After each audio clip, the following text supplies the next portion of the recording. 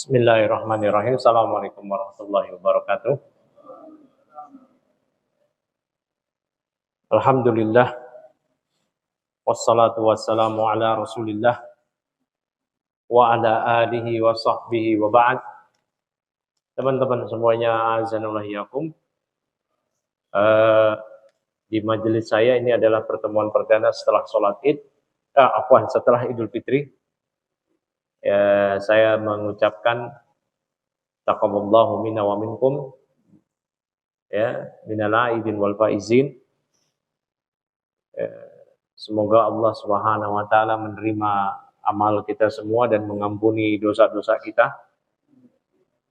Dan semoga bulan Ramadan itu menjadi tarbiyah, menjadi sekolah, menjadi madrasah buat kita untuk kita terus melanjutkan amal-amal, karena kita adalah hamba-hamba Allah bukan hanya di bulan Ramadan saja, tapi di bulan-bulan yang lain juga. Tapi sebagaimana tadi telah diinformasikan bahwasanya kajian kita kali ini akan membahas tentang pembatal-pembatal sholat dalam mazhab Syafi'i. Ini penting sekali. Ya, ini penting sekali. Seorang mesti mengetahui rukun, syarat, mubtilat, hal-hal yang membatalkan sholat, makruhat, masnunat, apa yang disunahkan, apa yang dimakruhkan. Karena banyak orang yang menganggap, oh ini enggak sah, padahal sah. Atau minimal hanya makruh. Ya, barakallahu fikum. Semisal waktu kita mengalami pandemi kemarin. Banyak ulama di dalam dan di luar negeri, ulama Timur Tengah sampai di Masjidil Haram, sholatnya renggang. Banyak orang mengatakan, oh itu enggak sah, enggak sah. Perkataan tersebut itu kalau kita rujuk ke buku-buku fikih akan ketahuan ucapan itu di atas ilmu atau tidak di atas ilmu. Nanti kita akan bahas apakah shaf renggang itu membatalkan sholat. Nah, ini penting. Kalau ditanya apakah ada keutamaan shaf rapat, jelas ada keutamaan. Tetapi kalau ditanya apakah kalau shaf-shafnya tidak rapat, batal sholatnya, sehingga renggangnya shaf diantara yang membatalkan sholat. Sama sebagian orang juga menganggap sholat gak pakai sutroh, gak sah. Tahu sutroh enggak? Pembatas. Nanti kita akan lihat uraian para fuqaha, penjelasan para ahli fikih dalam mazhab Syafi'i, bahkan di seluruh mazhab, apakah sholat gak pakai sutroh itu termasuk membatalkan sholat atau tidak. Nah, ini penting ya. Barakallahu fikum. Ini makanya penting sekali untuk mengetahui rukun, syarat sholat, hal-hal yang membatalkan sholat, hal-hal yang sunnah dalam sholat, hal-hal yang makruh dalam sholat. 5 hal ini. Antum kuasai 5 hal ini. Barakallahu fikum. Nah, berkata Syekh Abu Suja, faslun walladhi yubtilu sholata ahada asyara syai'an. Hal-hal yang membatalkan sholat itu ada 11. Ada 11. Yang pertama, al-kalamu al-amdu. Berbicara dengan sengaja. Nanti kita akan urai satu-satu penjelasan dari Syekh Mustafadib Al-Bugha mengenai bicara dengan sengaja. Perhatikan ya, bicara dengan sengaja. Ya, berarti nanti kalau nggak sengaja, gimana konsekuensinya? Yang kedua, al-amal al-kasir. Al-amal banyak bergerak. Banyak bergerak pada selain gerakan sholat. Ya, ini yang kedua. Yang ketiga, al-hadas. Hadas. Yaitu dia berhadas. Apakah dia buang angin atau kentut atau yang lainnya. Yang keempat, hudusun najasah. Terkena dia ada najis. Terkena najis. Ya, ada najis. Baik, yang kelima, wankishaful aurah. Auratnya terbuka. Perhatikan satrul aurah, tertutupnya aurat, sah salat. Berarti kalau auratnya tersingkap, salatnya jadi enggak sah. Yang keenam, wattaghyirun niyah. Ya, berubahnya niat. Perhatikan, hati-hati, berubah niat itu batalin salat. Ya. Yang ketujuh, wastidbarul kiblah, membelakangi kiblat. Yang kedelapan, wal aklu wasyurbu, makan dan minum. 8 ke 9 ini, 8, 9, makan minum. Yang ke-10, qalqaqah, tertawa terbahak-bahak, tertawa dengan suara keras. Ya. Yang terakhir, riddah, murtad. Orang yang murtad batal Islamnya, batal sholatnya. Di tengah sholat bisa murtad memang? Bisa. Ya, nanti kita akan bahas. Barakallahu fikum. Ya. Tadi yang pertama apa? Walladzi yubtilu shalah ahada asyara syai'an. Yang pertama apa? Al-kalam al-amdu. Berbicara dengan sengaja. Berarti nanti kalau enggak sengaja lain konsekuensinya. Ini qaidnya, ya. Yang jadi acuannya di sini bicara dengan sengaja. Berarti nanti lain soal kalau ada orang tahu nggak yang latahan. Kalau dia kaget, tiba-tiba dia copot gitu. Yang latahan. Kalau dengar duar, copot-copot. Bangun. Makan nasi kayak ikan asin kan. Barakallahu fiik. Nah, di Syekh Mustafa Adib Al-Bugha menjelaskan an Abdullah bin Mas'ud, dari Abdullah bin Mas'ud dia mengatakan, "Kunna nusallimu ala an-nabi sallallahu alaihi wasallam wa huwa fis shalah." Kami pernah mengucapkan salam kepada Nabi ketika Nabi sallallahu alaihi wasallam sedang salat. Ya. Baik. Fayaruddu alaina falamma raja'na min 'indi Najasyi sallamna alaihi falam yarudda alaina. Dulu ketika awal-awal masih Islam di Mekah, Nabi lagi sholat, sahabat ngucapin salam. Assalamualaikum. Dijawab salam sama Nabi. Waalaikumsalam. Tapi kemudian ini masih di Mekah nih. Falamma raja'na min 'indi Najasyi, ketika kami kembali dari negeri Najasyi, hijrah yang pertama, hijrah kemana? Ke Najasyi, kerajaan Najasyi, ke Habasyah, daerah Ethiopia. Itu hijrah yang pertama, masih di Mekah. Maka ketika bahkan hijrah ke Najasyi, ke Habasyah itu 2 kali di Mekah. 2 kali. Ketika kami pulang dari Najasyi, diceritakan oleh Abdullah bin Mas'ud, salamna alaih, kami mengucapkan salam pada Nabi. Falam yarudda alaina. Beliau tidak menjawab salam kami. Wa qala inna fis salati syughlan, kata Nabi sallallahu alaihi wasallam. Sesungguhnya di dalam salat terdapat kesibukan, enggak boleh. Dalam riwayat yang lain, ketika Nabi sedang salat diucapkan salam, jawabnya dengan isyarat. Isyaratnya gimana? Angkat tangan kanan, begini. Ya. Misal Mas Denny lagi sholat, panggil nama Mas Yuda. Assalamualaikum, Mas Denny. Ya, jawabnya gimana? Pakai tangan, begini. Isyaratnya begini. Ya, isyaratnya begini. Jangan waalaikumsalam, tapi isyarat pakai tangan, begini. Taib. An Zaid bin Arqam, dari Zaid bin Arqam. Inna kunna la natakallamu fi shalah. Kami dahulu ngobrol, berbicara ketika dalam sedang sholat dulu. Ala ahdi Nabi, di masa Nabi sallallahu alaihi wasallam. Fayukallimu ahaduna sahibahu bihajatihi. Salah seorang di antara kami berbicara kepada temannya sesuai dengan hajatnya, sesuai dengan keperluan. Akhirnya turun ayat, hatta nazalat, hingga akhirnya turun ayat yang melarang.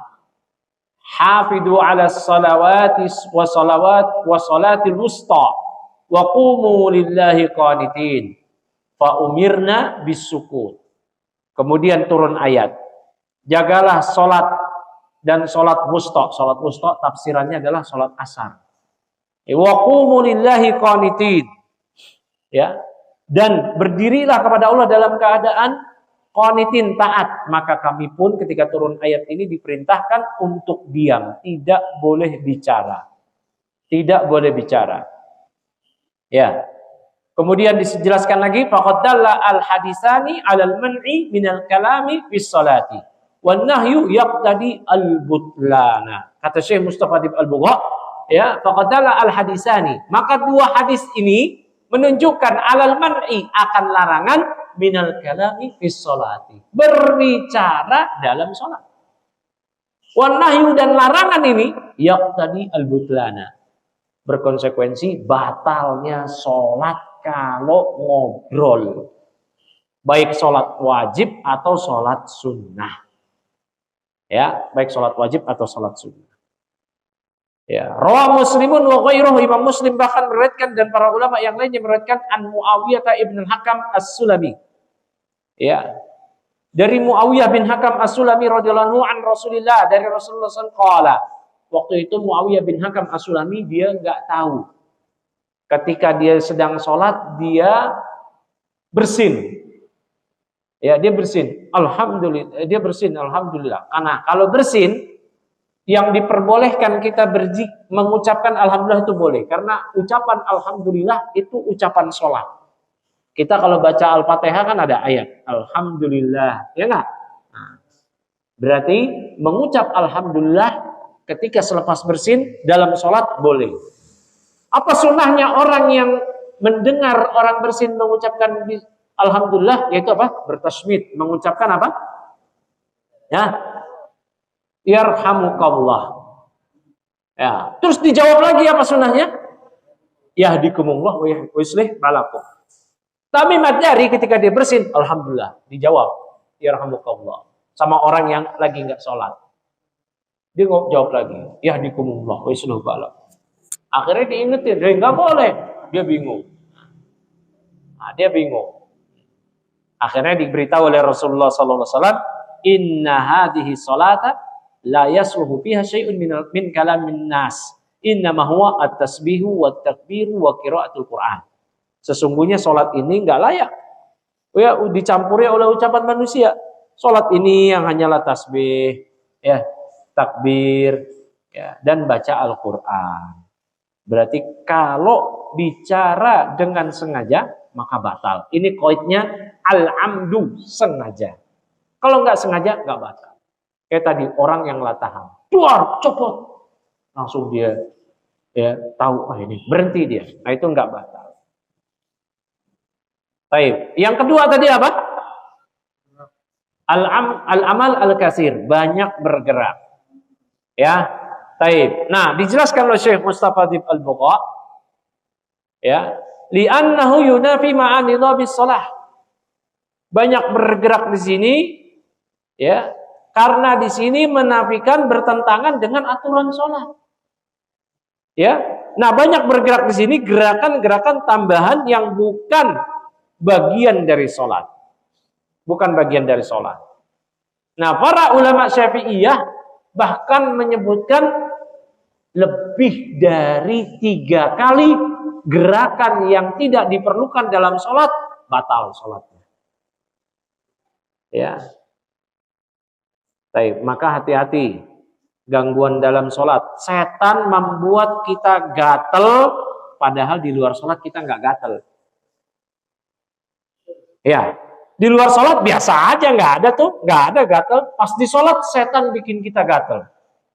Ingat ya ikhwah, Nabi SAW menyatakan setan itu mengalir di darah-darah kita. Setan itu mengalir di darah kita.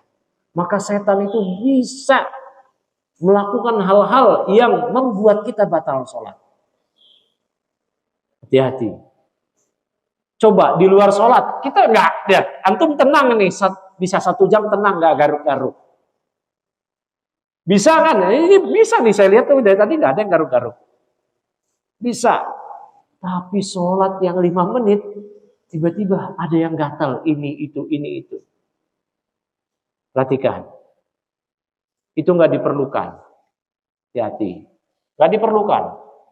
Kecuali hinggap di sini binatang yang berbahaya. Kalau jengking, nemplok, mesti disingkirin. Jangan, ntar aneh batal lagi. Nggak singkirin. Nggak batal itu. Itu ada hajat. Itu ada hajat. Ya, ada hajat dan tidak batal. Ya, misal kita lagi sujud, ya, kita tahu nih pas lagi duduk tahiyat, kalau jengking datang ke kita nih, kalau kita nggak halau, wah tersengat. Kalau tersengat bisa isnet. Kalau jengking, kalau sekedar kecoa mah gampang. Kalau jengking,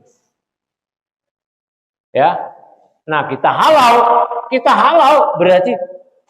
Nah, itu kan bukan gerakan sholat begini ya. Nyabet begini nggak ada gerakan sholat gitu, nggak ada. Ya.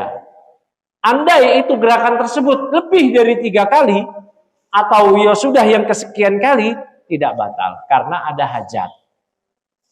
Ya, jadi yang dianggap batal di sini ialah gerakan-gerakan yang tanpa hajat. Termasuk gerakan sholat tanpa hajat. Perhatikan ya ikhwah. Perhatikan. Maju karena nggak ada sutroh dalam sholat sunnah atau sholat wajib. Kecuali sholat wajib begini. Misalnya shop pertama penuh, shop kedua penuh, di yang shop depan dia batal. Nabi SAW menyatakan, man wasafa shofan wasafahullah. Siapa yang menyambung shop, maka Allah akan menyambung dengan rahmatnya. Berarti yang di sebelah kiri atau kanannya, atau bahkan di belakangnya, itu boleh mengisi shop kosong dia. Misal begini, ya, misalkan saya di sini, ini rapat, kiri kanan saya shop rapat, kemudian saya batal wudhu, maka saya boleh bahkan melalui orang yang sholat. Karena kalau sedang sholat berjamaah, shaf seluruh makmum adalah imam. Jadi nggak apa-apa kalau saya lagi, misalkan antum lagi sholat begini, batal, udah nggak perlu dihadang-hadang, karena sutrohnya adalah imam, nggak perlu dihadang. Orang dia mau ngencing, mau wudhu kok dihadang, terus gimana? Oh nongkrong di sini, gimana ceritanya? Ya, baik. Ada yang begitu? Ada, subhanallah. Itu shaf dari makmum adalah imam.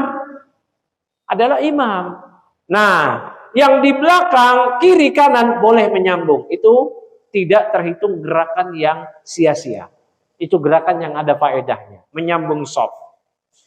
Selesai di sini, bahasan kita bukan di situ. Saya bahas tadi biar nggak salah paham. Ini misal, saya sedang sholat di sini. Ini misalkan antum sedang sholat di sini. Ya, saya duduk di sini. Ingat kan?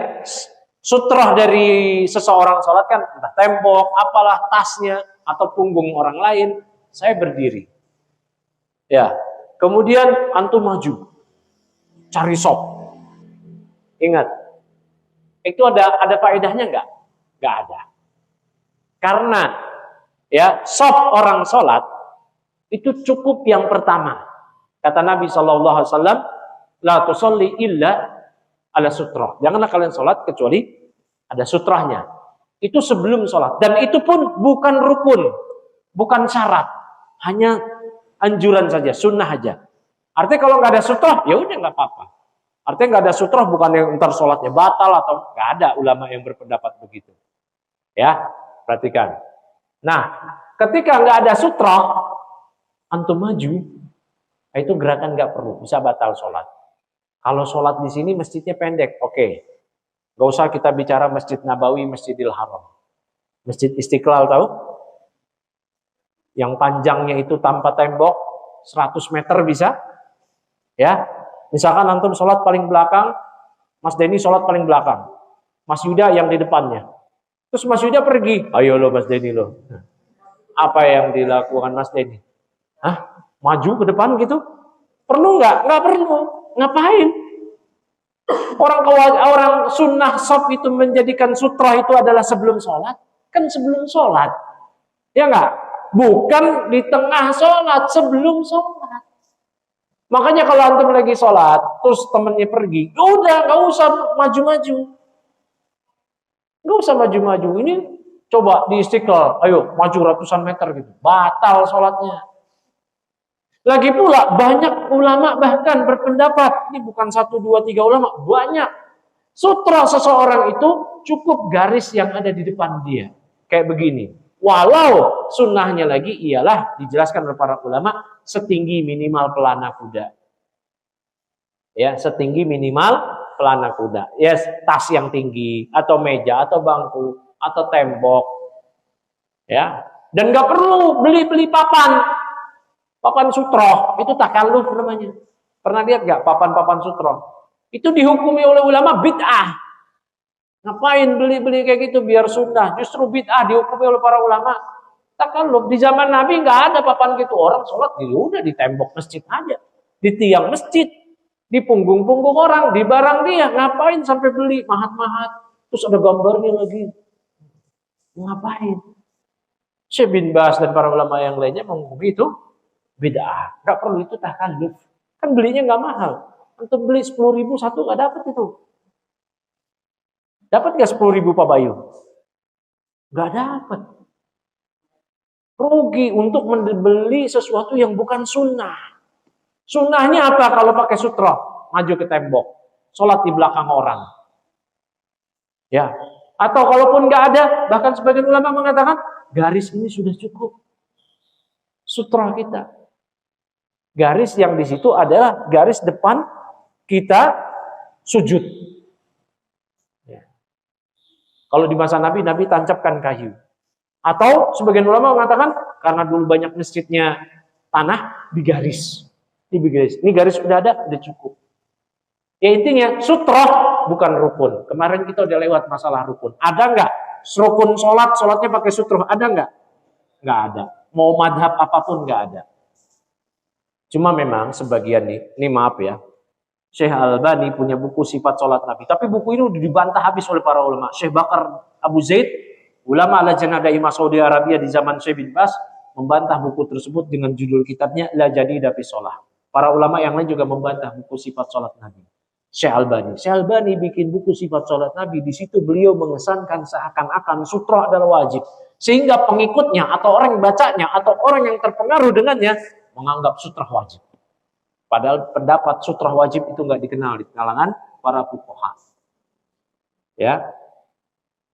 Akhirnya sampai dia tuh bikin sutra yang tadi papan-papan kayak begitu. Ya. Sifat sholat Nabi Syekh Albani yaitu versi Syekh Albani. Sifat sholat Nabi Syekh bin Baz lain lagi. Sifat sholat Nabi madhab Syafi'i lain lagi. Semuanya menuju sholat Nabi. Emangnya yang sifat sholat Nabi buku sifatnya sholat Nabi Syekh Albani aja. Ini madhab Syafi'i sifat sholat Yahudi. Sifat sholat semua sifat sholat Nabi. Ya. Baik, sebagai ikhwah itu keliru di situ. Baik, barakallahu fikum. Nah, di situ saya pernah baca buku sifat sholat Nabi itu. Ya. Di situ Syekh Albani seakan-akan memang mengesankan wajib pakai sutra. Padahal antum sudah belajar rukun syarat sholat, nggak ada sutra. Di sini mubtilatus sholat tadi sudah dijelasin 11. Ada nggak? Nggak pakai sutra batal sholat ada nggak? Nggak ada. Baik. Nah, justru pemahaman tersebut bisa bikin batal. Apa itu? Yaitu ketika seorang meyakini sutra wajib, akhirnya dia jalan untuk ngejar tembok dengan langkah kaki yang panjang 10 meter, 20 meter.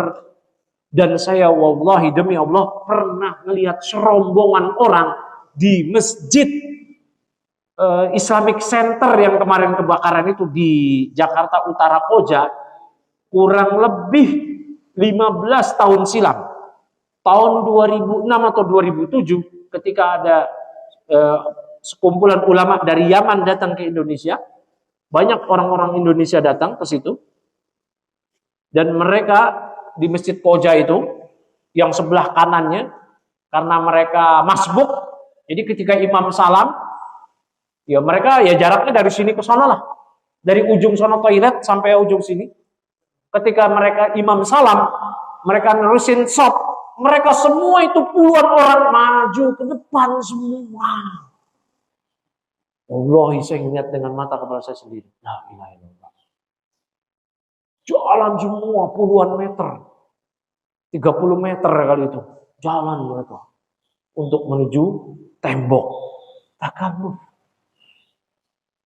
Padahal sunnah untuk menjadikan sutra sebelum sholat. Itu pun sunnah aja. Enggak sampai wajib. Ya sunnah muakkadah lah kalau mau kita berpendapat kencang gitu. Sunnah yang ditekankan. Akhirnya jalan panjang. Sunnah dapat enggak, batal sholat iya. Baik, barakallahu fikum. Nah, berikutnya yang ketiga al-hadas, mengeluarkan hadas. Ya, ini seperti ya buang air kecil atau yang lain. Kentut yang lain. Ini maka batal sholatnya. Yang keempat, hudusun najasah. Hudusun najasah dia terkena najis. Ya, seperti terkena najis di bagian tubuh dia atau pakaian sholat dia atau di tempat sholat dia. Jadi kan kita syarat sahnya sholat ingat gak? Mesti terbebas dari najis di 3 hal. Di pakaian sholat, di tubuh, dan di tempat sholat. Tempat sholat berarti dari tempat kita berdiri sampai batas kita sujud. Contoh garis ini. Misal antum lagi sholat nih di garis ini. Kemudian ada tikus lewat, tikus binatang najis, maka kotorannya juga najis. Tikus lewat berhenti di depan sujud antum, dia buang air besar, mengeluarkan kotoran, tetapi sudah lewat dari batas sujud antum. Maka gimana antum sholatnya? Batal apa enggak? Enggak. Kecuali dia mengeluarkan kotorannya di area sholat antum. Ya, di area sholat antum. Maka batal sholatnya. Ya, batal sholatnya. Mesti terbebas dari najas tadi. Kalau bisa pindah tempat, pindah tempat. Kalau nggak bisa, batal sholat kita. Cari pindah yang lain, tapi batalnya bukan batal wudhu, batal sholat aja. Yang dipahami batal wudhu itu ya kalau tadi ada hadas atau keluar najis. Baik, wan kisyaful aurah, tersingkapnya aurat. Nah, tersingkapnya aurat ini pun tidak batal apabila misal ya antum sholat pakai sarung, kipas anginnya kegedean atau ada angin. Sementara sarung antum bukan pakai dalamannya celana, dalamannya CD aja. CD, celana dalam. Angin kencang. Wah, tersingkap dah itu auratnya. Buru-buru antum tutupin, tidak batal. Ya, tidak batal. Paham sini ya? Nah, ini tersingkap aurat kalau sengaja. Contoh kasus yang banyak terjadi tersingkap aurat ialah pakai pakaian entah kaos atau kemeja yang pendek. Ketika dia ruku atau sujud tersingkap auratnya. Ingat aurat pria dari mana? Nah, lutut sampai pusar. Pusar itu maksudnya hitungan pusar bukan di pusar aja. Garis pusar sampai belakang. Ya, sampai belakang pinggangnya. Kalau lagi berdiri, orang yang pakai pakaian ketat, apa sih nama pakaian itu yang jangkis ya? Yang jangkis. Ya. Pakai pakaian yang jangkis, mungkin ketika dia berdiri, ya nggak masalah. Tapi ketika dia ruku atau sujud, tersingkaplah di situ. Sampai kelihatan merek CD-nya. Merek celana dalamnya. Nah kalau sudah begitu, batal sholatnya. Atau pakai celana yang robek-robek, pakai celana jeans robek. Robeknya di bagian paha. Paha depan, paha belakang, maka batal sholatnya. Ya, tersingkapnya aurat. Beda kasus tadi tersingkapnya aurat kalau terkena angin. Baik, barakallahu fikum. Nah yang berikutnya wataghyirun niyah. Ya, berubahnya niat. Ya. Nah, maksudnya apa berubahnya niat? Dijelaskan oleh Syekh Mustafa Al-Bugha ya, bi ayyan wiya al-khuruja minas salati. Yaitu dia niat untuk keluar dari salat. Dia niat batalin salat. Niat batalin salat, batal salat. Ya. Misal ini antum ragu, kentut apa enggak ya? Kentut apa enggak? Ya, padahal kita itu yakin nih, kalau kita yakin benar keluar, batal sholat kita. Tapi kalau enggak yakin, enggak ada kok. Pertama enggak tercium, enggak bunyi, dan kita pun betul-betul enggak merasakan. Betul-betul tidak merasakan. Beda ya, enggak ada baunya, tidak terdengar suaranya, tapi kita merasakan, dia batal sholatnya. Tapi kita enggak merasakan, cuman kita dibuat bimbang oleh setan. Tadi ngentut apa enggak ya? Tadi ngentut apa enggak ya? Beda nih kasus kalau kita ada terjadi sesuatu di dubur kita. Terjadi sesuatu di dubur kita, kita berupaya tahan. Aduh, kayaknya keluar nih. Udahlah batal itu. Ini yang dimaksud yang hilangkan keraguan itu yang kita tiba-tiba muncul keraguan dari setan. Tadi di rakaat pertama kentut apa enggak ya? Udah nggak ada terjadi sesuatu, nggak ada perlawanan di dubur, nggak terdengar, nggak tercium, nggak ada perlawanan di dubur, nggak ada masalah, itu murni dari setan. Al yakin la yuzalu bisyak. Keyakinan tidak dapat dihilangkan dengan keraguan, kata para ulama. Ya, barakallahu fik. Nah, di tengah keraguan itu, antum berniat, batalin aja deh sholatnya deh, batal sholatnya. Ya, batalin aja deh sholatnya, batal sholatnya. Nah, itu taghyiru niyah. Ya, berubahnya niat. Berubah niat yaitu niat keluar sholat. Ya, walaupun belum salam, walaupun nggak ngucapin salam, tapi batalin aja deh, udah batal sholat. Ya. Berikutnya wastidbarul kiblah, membelakangi kiblat. Ya, membelakangi kiblat maksudnya gimana? Kata Syekh Mustafa Al-Bugha, li'anna fi hadhil umur al-khamsata tarkan lisyartin min syuruti shalah au ruknin min arkaniha kama alimta mimma marra. Ya. Karena 5 keadaan tersebut, 5 keadaan yang terakhir yaitu mengeluarkan hadas, terkena najis, ya, aurat terbuka, berubahnya niat, membelakangi kiblat ini adalah ya bertentangan dengan salah satu syarat atau rukun sholat, ya, kama alimta, sebagaimana yang dia ketahui mimma marra, dari yang setelah sebelumnya Anda ketahui yang sudah lewat pembahasannya. Ya, di antara syarat sahnya sholat adalah kita ini menghadap kiblat. Ya. Baik, yang berikutnya wal aklu wasyurbu, makan dan minum. Ya, makan dan minum yaitu memasukkan sesuatu makanan ke mulut atau menelan makanan yang tersisa di mulut. Ini makanan tersisa nih di mulut ini. Habis makan rendang, dagingnya masih seliwiran. Nah, jangan ditelan. Jangan ditelan. Makanya dianjurkan kalau kita berwudu itu bersiwak. Kalau kita berwudu itu bersiwak. Supaya sisa-sisa makanan yang ada di gigi itu betul-betul bisa bersih. Ya, bersih. Dianjurkan bersiwak. Atau kalaupun nggak sempat bersiwak, kita lagi makan, iqamah, Allahu Akbar. Nah, itu dianjurkan juga, walaupun kita ini nggak perlu wudu lagi, karena kita sudah wudu. Kemudian kita makan, adzan, ya. Kalau makannya makan berat, terusin aja makannya.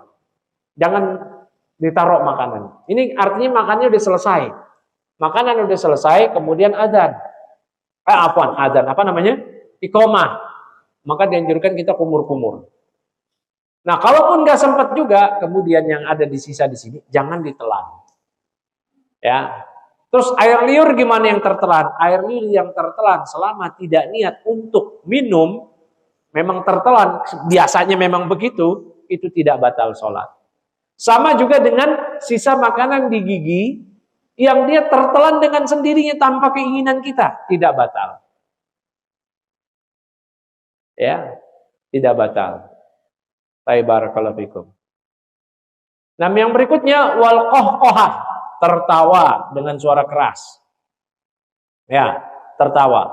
Limunafati hadhil umur li hayati sholati wa syurutiha. Ya. Baik. Nah, tertawa ini karena dia bertentangan dengan keadaan-keadaan dan rukun dan syarat-syarat sholat. Ya. Jadi tertawa yang menimbulkan suara. Ini mungkin ada orang yang baru mengalami kejadian lucu dari yang dia dengar maupun yang dia lihat, sesuatu yang lucu. Lagi tertawa, lagi lucu-lucunya iqamah.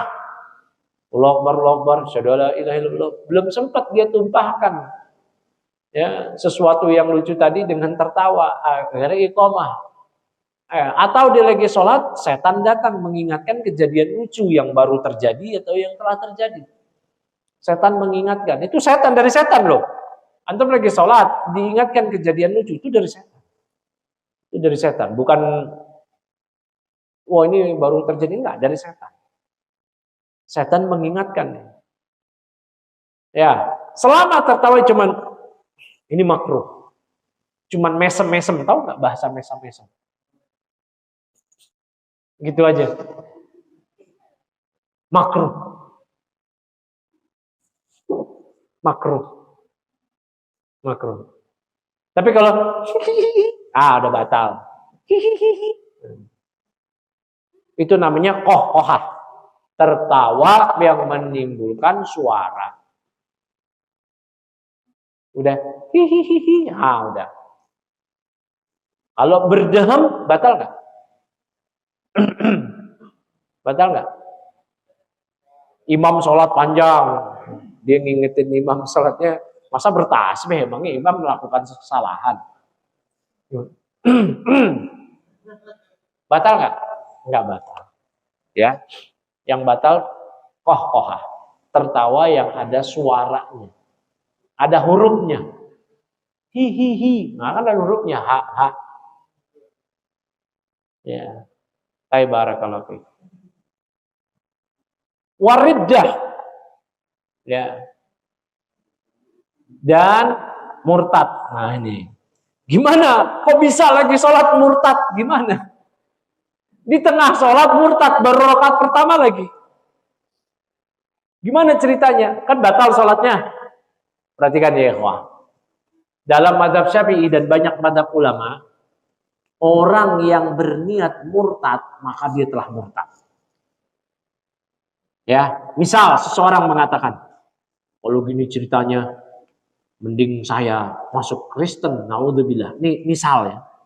Ini saya lagi mengutip. Kalau mengutip itu tidak dikategorikan pembatal keislaman. Ya, ada orang yang mengatakan, mending saya murtad, mending saya keluar dari Islam. Orang ini batal Islam. Ya, niat murtad, maka murtad dihukum. Lagi sholat, niat begitu. Ya, mending saya batal, maka dia batal sholatnya. Apa hubungannya batal sholatnya, batal Islamnya? Perhatikan.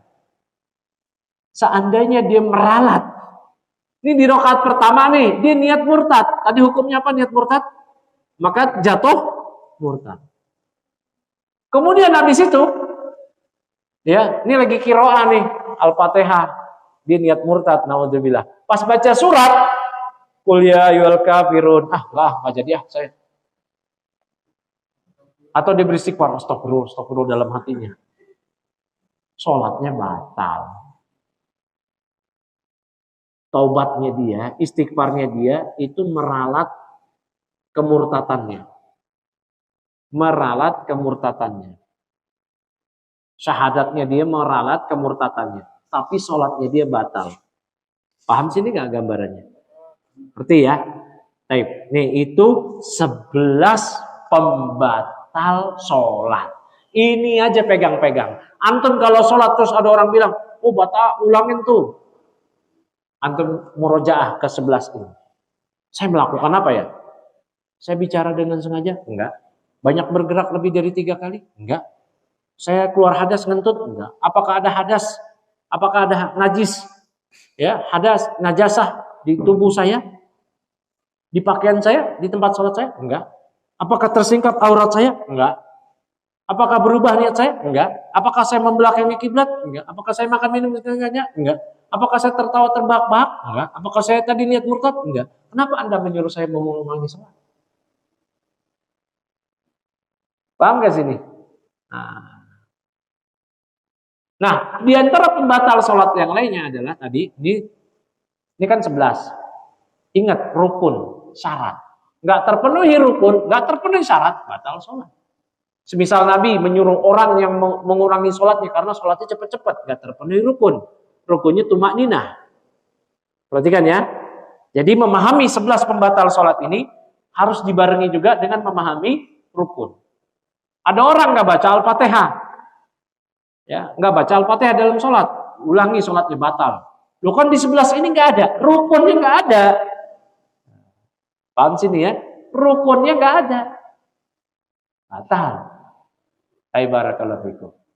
Jadi batal sholat itu 11 pembatal sholat, tidak terpenuhi rukun, tidak terpenuhi syarat, selesai.